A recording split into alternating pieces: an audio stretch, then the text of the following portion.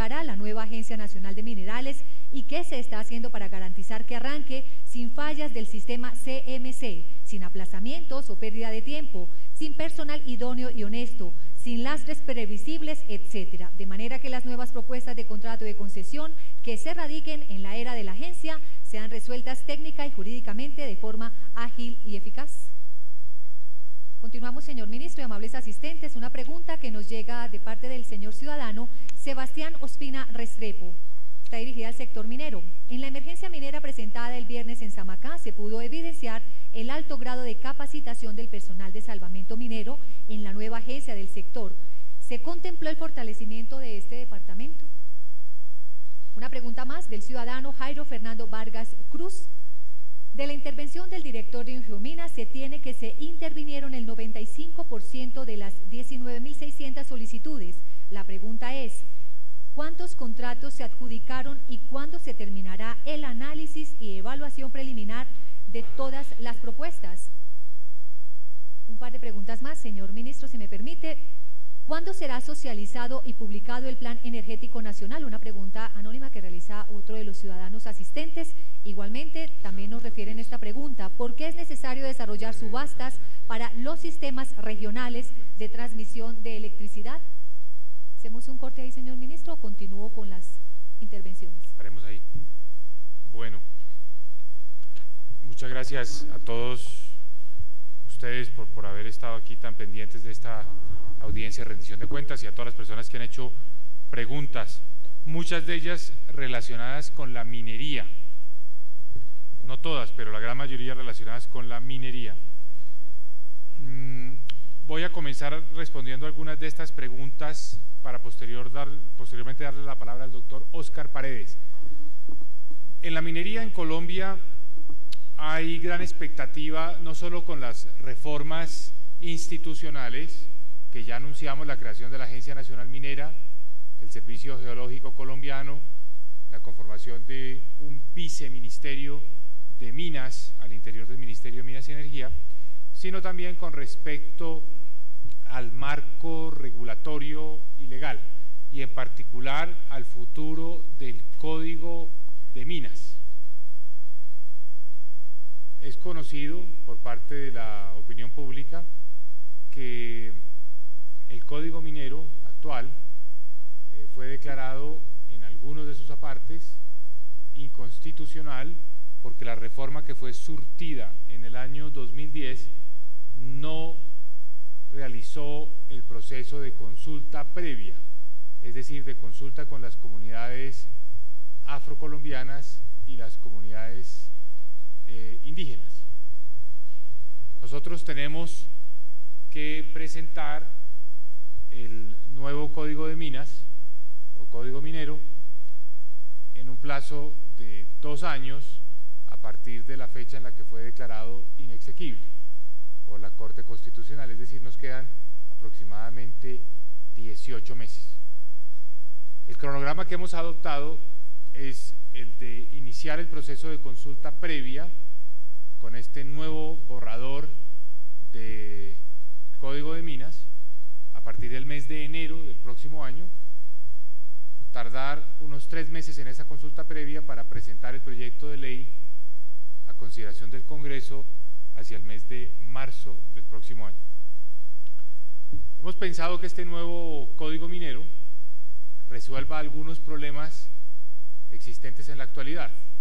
En particular, queremos fortalecer la capacidad del Estado, de la autoridad minera, de generar causales que permitan revocar los títulos mineros cuando haya condiciones que así lo ameriten, condiciones que tienen que ver con malas prácticas en materia de seguridad minera, con utilización de empleo infantil, causales que tienen que ver también con incumplimiento de los planes de trabajos y obras a los que se comprometen quienes reciben las licencias o los títulos mineros, y de manera muy importante una causal con la cual vamos a tener más capacidad para revocar los títulos tiene que ver con el incumplimiento de los pagos de los cánones superficiales, es decir, los pagos que se tienen que hacer para tener derecho a los títulos.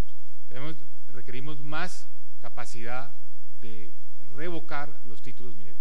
Tenemos que buscar también a través de esta ley darle más fortaleza a la posibilidad, legalmente, a la posibilidad de fiscalizar y hacer la vigilancia tanto en el pago de los títulos, de los cánones superficiales, como en el pago de las regalías, como la fiscalización que tiene que ver con la seguridad en las propias minas, a terceros, que podamos contratar empresas especializadas en estas tareas de fiscalización, y la ley nos debe dar más herramientas para eso.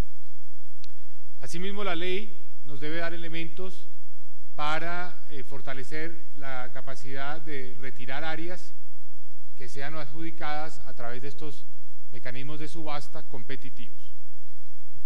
Pero también queremos que la ley, el nuevo Código Minero, tenga una cara amable con el sector, especialmente de la minería artesanal, la minería tradicional. Cuando yo mencionaba al comienzo de esta sesión que debemos bajar la vara para que más mineros tradicionales puedan entrar en la legalidad y en la formalidad, eso lo debemos hacer a través de este proyecto de ley. En fin, estas son las ideas con las que estamos trabajando para presentar a consideración, primero de las consultas previas en las comunidades étnicas en enero, y después del Congreso de la República, un nuevo código minero para ser expedido en algún momento durante el año 2012. Ese es nuestro cronograma de trabajo en esa materia. Quiero cederle la palabra al doctor Óscar Paredes para que nos comente sobre las preguntas que tienen que ver con las zonas mineras indígenas, de don Carlos, del señor Julio César, las buenas prácticas de responsabilidad social empresarial en las compañías mineras, los problemas mencionados en la primera pregunta por don Jaime Alberto Castrillón con respecto a las actuaciones de la policía y de las autoridades de control. Creo que es importante escuchar, digamos, en esta materia qué es lo que se está haciendo y por qué en todo caso estas actividades de la fuerza pública son indispensables para el ordenamiento en el sector, y también los temas que pregunta don Sebastián Ospina con respecto a la preparación en materia de seguridad minera por parte de las nuevas instituciones creadas al interior del Ministerio. Doctor Óscar. Gracias, ministro.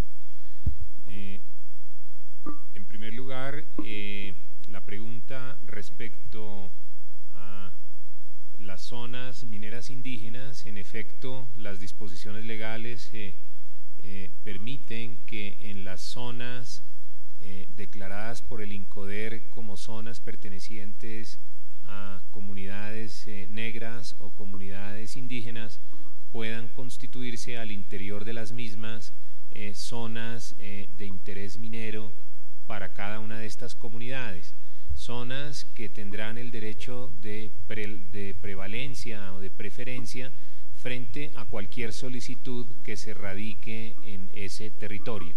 En la actualidad en Colombia existen 38 zonas mineras indígenas y de comunidades negras, 19 y 19 para cada uno de los grupos étnicos, ocupan en total alrededor de unas 500.000 hectáreas y están constituidas a lo largo de la geografía colombiana, en particular en las zonas del Chocó y el Cauca y en las zonas de la Orinoquía, aparte de comunidades indígenas.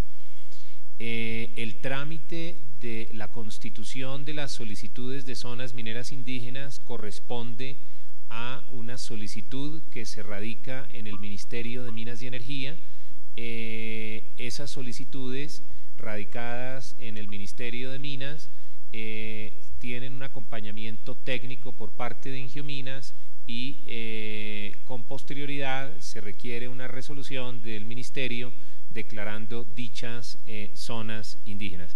Tal vez la pregunta específica tiene que ver con algunas solicitudes que existen en este momento ante el Ministerio, en la cual, de manera particular puedo recordar tres, en las que tres comunidades indígenas de la Amazonía y de la Orinoquía se encuentran en trámite unas solicitudes de las cuales se superponen 100% el área de interés minero o el área minera al área del resguardo indígena.